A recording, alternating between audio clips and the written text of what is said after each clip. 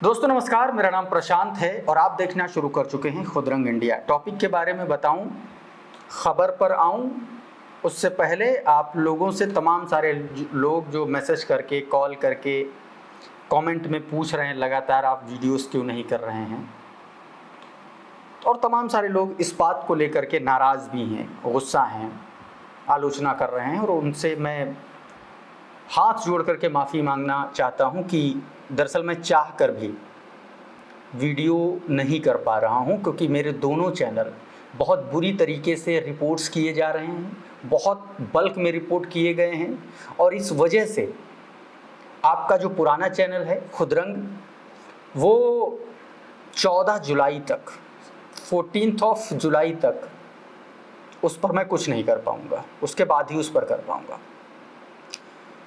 खुदरंग India ये जो channel है, ये आज ही इस पर कुछ बाध्यताएं कम हुई हैं, तो मुझे लगा आप लोगों से बातचीत करके सबसे पहले ये बात साफ कर देनी चाहिए। तो ये तो बात रही आप लोगों से एक छोटी सी अपील की। उम्मीद है आप मेरी मजबूरी को समझ पा रहे होंगे, इसीलिए मैं वीडियोस नहीं कर पा रहा हूँ। और अब एक निवेदन है कि इस चैनल को, आप लोगों का चैनल है, आप लोग जैसा चाहें वैसा करें इस चैनल के साथ। मैं चाहता हूं कि इस चैनल को भी आप लोग आगे बढ़ाएं, ताकि आप लोगों की आवाज़ मजबूत हो, और आप लोगों की आवाज़ मजबूत होगी, दूर तक पहुंचेगी, तो शायद जिस बात की हमेशा से शिकायत रहती है आप लोगों की, वो शिकायत हो सकता है दूर हो। मेरी कोशिश कम से कम यही है। और अब आते हैं आज की इन दिनों जो चल रही बड़ी खबरों को लेकर के उसकी बात। और बड़ी खबरों में शुरुआत मैं करूँगा आकाश आनंद से। दोस्तों, आकाश आनंद बीते दिनों पटना गए थे, बिहार की राजधानी पटना। और पटना आकाश आनंद का जाना ये कोई अचानक, या यूं कहें कि कोई इमेच्योरिटी के साथ लिया गया कोई फैसला नहीं था, एक बहुत सोची समझी रणनीति थी। और आज के इस वीडियो में छत्रपति साहू जी महाराज की जन्म जयंती के मौके पर बहुजन समाज पार्टी का इतना भव्य, इतना बड़ा कार्यक्रम करना, आकाश आनंद का उसमें बुलाया जाना, ये कोई अचानक नहीं हुआ। मैंने अप्रैल महीने में 24 अप्रैल को एक वीडियो किया था, और उस वीडियो में मैंने ये बात बता दी थी कि आने वाले वक्त में 26 जून को एक बड़ा कार्यक्रम पटना में बहुजन समाज पार्टी आयोजित करने की प्लानिंग कर रही है, और उस पूरे कार्यक्रम का जो जिम्मेदारी थी वो अनिल कुमार की थी। अनिल कुमार चूँकि बताया जाता है कुर्मी समाज से आते हैं, वो खुद स्वयं, और छत्रपति साहू जी महाराज की जन्म जयंती समारोह मनाना, हालांकि बसपा हमेशा से इस तरीके के कार्यक्रमों को आयोजित करवाती रही है बहुजन समाज के संतों गुरुओं को लेकर के, महापुरुषों को लेकर के, लेकिन इस बार का ये जो कार्यक्रम था ये बहुत इम्पोर्टेंट था। तो आज के इस वीडियो में इसी कार्यक्रम पर बात करेंगे। इस कार्यक्रम के जो प्रभाव हैं दूसरी पार्टियों पर, उसकी बात करेंगे। बिहार में अति पिछड़े की जो पॉलिटिक्स है, ख़ास तौर पर कुर्मी, कोयरी, कुशवाहा, कलवार, ये जो पॉलिटिक्स है इस बार के चुनाव में वो कितना इम्पोर्टेंट है, और इस चुनाव में, उस क्रूशियल इलेक्शन में बहुजन समाज पार्टी कितना इम्पोर्टेंट रोल प्ले करने जा रही है, इस पर बात करेंगे। बारी बारी से बात करूंगा। शुरुआत आकाश आनंद के उस भाषण से। आकाश आनंद ने भाषण दिया, लगभग 10-15 मिनट का भाषण दिया। दो फाइल मेरे पास आकाश आनंद की पहुंची, चूँकि राजपथ के पवन वहीं थे और उन्होंने मुझे कुछ कंटेंट भेजा, तो मैं पूरा वीडियो तो आकाश आनंद का इसमें आपको मैं नहीं सुनवा पाऊंगा, लेकिन कुछ उनकी बातें हैं जो मैं आपको बताना चाह रहा हूँ, रेखांकित करना चाह रहा हूँ, क्योंकि वही ज़्यादा इम्पोर्टेंट है। आकाश आनंद ने इस पूरे कार्यक्रम में क्या कहा है ये मैं आपको बताना चाहता हूँ। आकाश आनंद ने, देखिए, सबसे पहले जो आकाश आनंद की जो शुरुआत थी वो यही थी कि बहन कुमारी मायावती जी जिस तरीके से उन्होंने दलितों और पिछड़ों को, अति पिछड़ों को साथ लेकर के इतिहास रचा, उन्होंने कहा कि जिस तरीके से बहन जी ने दलितों, पिछड़ों, अति पिछड़ों को लेकर के उत्तर प्रदेश में इतिहास रचा, उसी तरीके से बसपा बिहार में भी बसपा जो है नया सामाजिक परिवर्तन लेकर के आएगी दोस्तों। उन्होंने ये भी कहा कि मायावती जी ने साहू जी महाराज की स्मृति में गरीबों को ज़मीन दी है, शिक्षा को बढ़ावा दे करके उत्तर प्रदेश में महत्वपूर्ण काम किया, जिसे बिहार में भी दोहराया जाए। और इसमें कोई दो राय नहीं है कि 2007 का जो बहन कुमारी मायावती जी का जो टर्म था वो आज भी लोग याद करते हैं, चाहे वो वेलफेयर का मामला हो, चाहे वो लॉ एंड ऑर्डर का मामला हो। और यहीं से उन्होंने, आकाश आनंद ने यहीं से शुरुआत की, क्योंकि दोनों ही मामलों में बिहार बहुत पिछड़ा हुआ है, चाहे वो वेलफेयर स्कीम्स का मामला हो, चाहे वो पिछड़ों, अति पिछड़ों, दलितों के साथ अब तक बिहार में सत्ता पर काबिज रही राजनीतिक पार्टियों द्वारा की गई गद्दारी का मामला हो, या फिर बिहार में जंगल राज का मामला हो। तमाम सारे ऐसे अभी हाल फिलहाल के आप लॉ एंड ऑर्डर की जो घटनाएं हैं वो उठा लीजिए, किस तरीके से वहाँ पर बदहाल चीज़ें हैं। बच्चियों को उठा लिया जाता है, उनको मार दिया जाता है, उनके साथ गलत और गंदा काम किया जाता है, और ख़ास तौर पर दलितों और अति पिछड़ों के खिलाफ जिस तरीके से ये घटनाएं हो रही हैं। तो आकाश आनंद ने कहने का मतलब ये है, यहीं से अपने भाषण की एक तरीके से उन्होंने शुरुआत की, और यहीं से उसी के इर्द गिर्द उन्होंने अपने भाषण की जो लाइन लेंथ थी वो रखी। मैं पूरा भाषण नहीं सुनवाऊंगा, क्योंकि आप लोगों ने तमाम सारे सोशल मीडिया प्लेटफॉर्म पर वो भाषण सुन लिया होगा। तो आकाश आनंद ने ये रूपरेखा खींची। अब सवाल ये उठता है कि ये क्यों किया गया, और बिहार में अचानक से इस तरीके कार्यक्रमों की बाढ़ क्यों आ गई? क्योंकि सिर्फ बस बहुजन समाज पार्टी ही नहीं, बिहार में भारतीय जनता पार्टी हो, चाहे जेडीयू हो नीतीश कुमार की पार्टी, चाहे आरजेडी हो, चाहे लोक जनशक्ति पार्टी हो, जितने भी दल हैं, ज़्यादातर दलों का फोकस जो है वो अति पिछड़ों पर रहता है। मैं इसलिए कह रहा हूं, क्योंकि मैं लोक जनशक्ति पार्टी का जिक्र इसलिए कर रहा हूं क्योंकि वो भले ही बहुजन समाज की पार्टी के तौर पर जानी जाती हो, क्योंकि वो अकेले दम पर उन वोटर्स को साध करके इतना मजबूत नहीं रह सकती, हालांकि फिर भी उनके पास उनका अपना कोर वोटर मजबूत है। मैं बात इस वीडियो में अति पिछड़ों की करूंगा दोस्तों। नीतीश कुमार, बिहार का जो पिछड़ा और अति पिछड़ा वर्ग है, ये सबसे ज्यादा इंपॉर्टेंट है। लगभग 80%, 84% के आसपास पिछड़ों और अति पिछड़ों की आबादी है यहाँ पर। और ट्रेडिशनली अगर देखेंगे तो बिहार दो नेताओं के इर्द गिर्द झूल रहा है। बिहार जातिवाद में दो नेताओं ने जातिवाद को अपने अपने कब्जे में कर रखा है। एक तरफ लालू प्रसाद यादव हैं और दूसरी तरफ नीतीश कुमार है। लालू प्रसाद यादव ने पिछड़ों को और मुसलमानों को अपने पक्ष में करने की कोशिश की, और वो जाता भी है। नीतीश कुमार ने हमेशा अति पिछड़ों की पॉलिटिक्स की, जिसमें खास तौर पर कुर्मियों की आबादी बिहार में अगर देखें तो मेरे ख्याल से 2-2.5% के आसपास है, ढाई या बहुत ज़्यादा 3 होगी, इतनी है। लेकिन कुर्मी समाज से ताल्लुक रखने वाले, यानी कि उनकी जो उपजातियां हैं और तमाम सारी और जो कम्युनिटीज़ हैं, उनको अगर मिला लें तो ये संख्या दोस्तों बहुत अच्छी खासी हो जाती है बिहार में, खास तौर पर दोस्तों।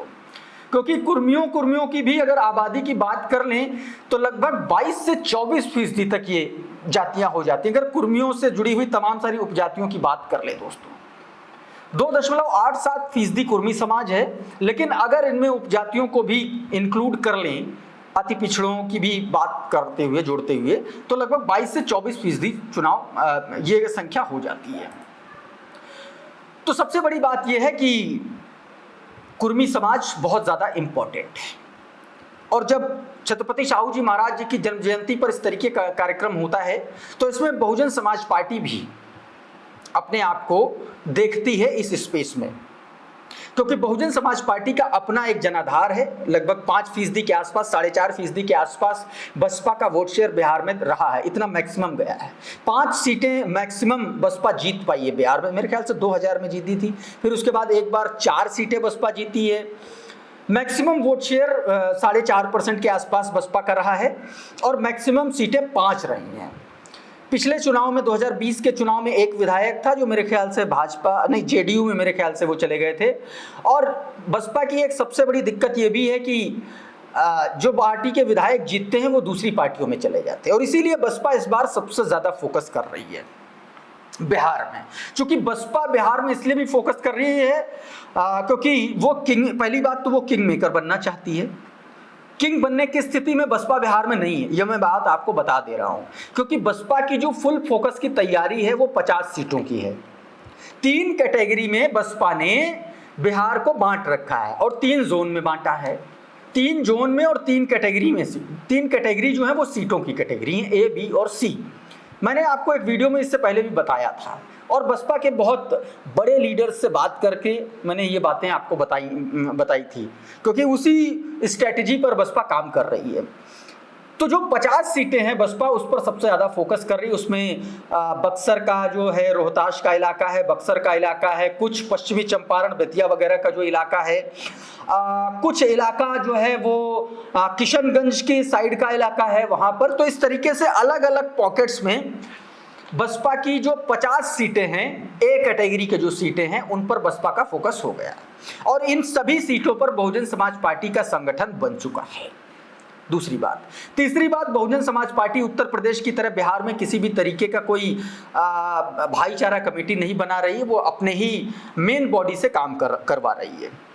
और जो 50 सीटें हैं उन पर बसपा ने अपने बहुत बड़े नेताओं को, जो बसपा के बड़े नेता हैं, उनको हर एक सीट की जिम्मेदारी दी रखी है।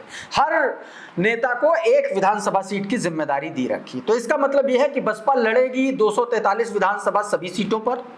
उसका मुख्य फोकस ए कैटेगरी की सीटों पर होगा, जिस ए कैटेगरी में 50 सीटें आती हैं और 50 में से भी जो 20 से 25 सीटें हैं वो बसपा के लिए सबसे ज्यादा केक वॉक है। केक वॉक मतलब वो आसानी से बसपा के पक्ष में आ सकती हैं। उन सीटों पर बसपा जो है वो एक तरीके से आप कह सकते हैं कि बहुत आराम से चुनाव जीत सकती है अगर थोड़ा सा और मेहनत कर ले जाए तो, अगर सियासी गुणागणित सटीक बैठ गए तो। यानी कि 50 सीटों पर फोकस सबसे ज्यादा, उनमें से भी जो 25 सीटें हैं वो बसपा के लिए बहुत ज्यादा अहम है, क्योंकि वो बसपा के लिए बहुत ज्यादा आसान है। चाहे वो जातिगत समीकरणों की बात कर लें, चाहे वो बसपा का जो पॉलिटिकल इक्वेशंस रहे हैं अभी तक, साल 2000 से लेकर के अभी तक लड़ते हुए चुनाव में, उनकी बात कर लें, चाहे वो लोकसभा चुनाव के दरमियान उन विधानसभा सीटों पर की बात कर लें दोस्तों। तो कुल मिलाकर के बसपा जो है इस तरीके का अभी वहां पर सिनेरियो है। ये तो मैंने आपको गुणागणित बता दिया और अब मैं आपको बताता हूं कि किस तरीके से कुर्मी वोट बैंक, खासतौर पर अति पिछड़ा वोट बैंक जो है, अति पिछड़ा में कुर्मी वोट बैंक है, किसको साधने की कोशिश सिर्फ बसपा नहीं कर रही है, भाजपा भी कर रही है। प्रधानमंत्री नरेंद्र मोदी बीते दिनों जब बिहार गए थे तो उन्होंने अपनी रैली में बाकायदा अति पिछड़ों में जातियों का नाम ले करके अपनी तरफ लोगों को शामिल करने की कोशिश की। ये छोटा सा बयान है, हिस्सा मैं आपको दिखाना चाहता हूं कि कैसे अति पिछड़ों पर फोकस कर रहे हैं तमाम सारे सियासी दल। मोदी का ये बयान देखिए जरा। बिहार में मेरा यादव परिवार है, बिहार में मेरा कुर्मी परिवार है, बिहार में मेरा कुशवाहा परिवार है, बिहार में मेरा कलवार परिवार है, बिहार में मेरा तेली परिवार है, मेरा सूरी परिवार है, मेरा कानू परिवार है, मेरा निषाद परिवार है, मेरा पासवान परिवार है, मेरा रविदास परिवार है, मेरा मुसहर परिवार है। ऐसी हर जाति के सबसे बड़े दुश्मन अगर कोई है तो ये आरजेडी कांग्रेस वाले। तो ये प्रधानमंत्री नरेंद्र मोदी का बयान है। अब आप इससे अंदाजा लगा सकते हैं कि इस बार के चुनाव में अति पिछड़े, खास तौर पर कुर्मी, कितना क्रूशियल रोल प्ले करने वाले हैं। 24 से 25% जो कुर्मी वोट बैंक है, उसमें कुर्मी है, कुर्मियों से जुड़ी उपजातियां हैं तमाम सारी, तो वो जो 24% वोटर है वो जिधर जाएगा उसकी सत्ता मजबूत हो जाएगी। और ये फोकस इसलिए किया जा रहा है क्योंकि नीतीश कुमार के मौजूदा मेडिकल कंडीशंस, ऐसा जो बताया जा रहा है तमाम सारी मीडिया रिपोर्ट्स में, और जेडीयू की कमजोर होती इस वोट बैंक पर पकड़, इन दोनों से एक बड़ा मौका दिया है बहुजन समाज पार्टी को कि इनको अपनी तरफ लाया जाए। और इसीलिए इन सारी तैयारियों में आकाश आनंद एक बड़ा तड़का लगाते हैं। और तड़का इसलिए लगाते हैं क्योंकि ये कहा जा रहा है कि इस वक्त बिहार में 50% से ज्यादा की जो आबादी है, यानी कि बिहार की कुल आबादी की आधे से ज्यादा आबादी जो है वो इस समय 25 साल या 30 साल के बीच जो युवा हैं उनकी है। और इसीलिए आकाश आनंद को बहुत स्ट्रेटेजिकली उनको सीधे तौर पर वहां पर एक फेस बनाने की कोशिश, उसकी तैयारी के तौर पर लाया गया है। चूंकि आकाश आनंद ने अपना एक प्रभाव उत्तर प्रदेश के चुनाव में 2024 के लोकसभा चुनाव में अपना एक छोड़ा है उन्होंने, और उनकी जो शैली है, उनका जो तरीका है, उनका जो ऑरा है बात करने का, उनका जो तरीका है, वो युवाओं को लुभाता है, खासतौर पर उन युवाओं को जो एग्रेसिव पॉलिटिक्स करना चाहते हैं, जो मिशन को भी आगे रखना चाहते हैं, और वो युवा जो चंद्रशेखर की काइंड ऑफ पॉलिटिक्स से इत्तेफाक नहीं रखते। बस बहुजन समाज पार्टी की बात कर रहा हूं, बसपा मतलब बहुजन समाज की जो राजनीतिक पार्टियां हैं उनमें उनकी बात कर रहा हूं। तो ये एक बसपा के लिए एक बड़ा मौका है। दूसरी तरफ बहुजन समाज पार्टी जिस तरीके से काम कर रही है, मायावती जी लगातार इस मामले को लेकर के सक्रिय हैं, और वो एक तरफ मुस्लिम्स और दलितों का एक जो गठजोड़ बनाने की कोशिश कर रही है, वो भी बिहार में एक बहुत काम आने वाला है। और यही वजह है कि किशनगंज पर भी बसपा का फोकस है, किशनगंज वाले इलाके में, क्योंकि वो जो इलाका है वो मुस्लिम और दलित बाहुल्य एक तरीके से जो कॉम्बिनेशन बनता है, वहां पर ऐसा कॉम्बिनेशन बनता है कि इस गठजोड़ से अच्छी खासी सीटें जीती जा सकती हैं।